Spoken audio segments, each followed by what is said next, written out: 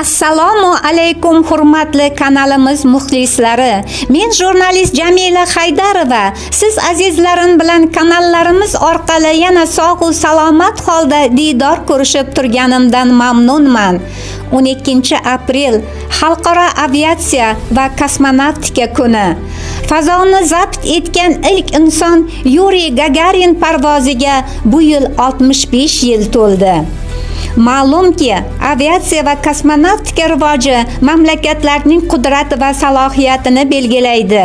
Yurtimizda prezidentimiz tashabbusi bilan ushbu sohaga yuksak e'tibor qaratilib, ulkan qadamlar tashlanmoqda.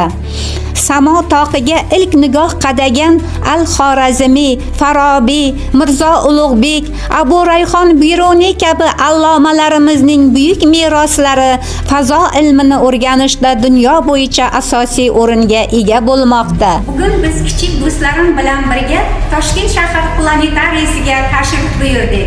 Bu yerda kosmonavtika bayrami shukuhi kezmoqda. Assalomu alaykum. Va alaykum assalom. Mani ismim Azima Majida Mahsudxonova, ilmiy xodimlar bo'lib ish faoliyatini yuritib kelmoqdaman. Va albatta, mana bugun 12 aprel Fazogullar kuni, ya'ni kosmonavtlar kuni munosabati bilan ayni Toshkent shahar planetarisida tadbirlarimiz o'tmoqda. Bu tadbirimizda o'sha kelajak avlod yoshlarimiz uchun ushbu bayrami dasturlar namoyish etilgan, lekin planetarimizning eng asosiy maqsadlarimizdan biri kelajak avlod yoshlarimizga astronomiya oid faniga yanada ko'proq qiziqarli ma'lumotlarga ega bo'lish. Yana bir bor Toshkent shahar planetariysiga tashrif buyurgan juda xursandmiz va barcha yaratilgan sharoitlarimiz kelajak avlod yoshlarimiz uchun. Ha azizlar, kelajagimiz vorislari, yoshlarimiz ongiga ona O'zbekistonimiz rivojida samoviy bilimlarni puxta egallash muhim ekanligini qayta ta'kidlashimiz lozim.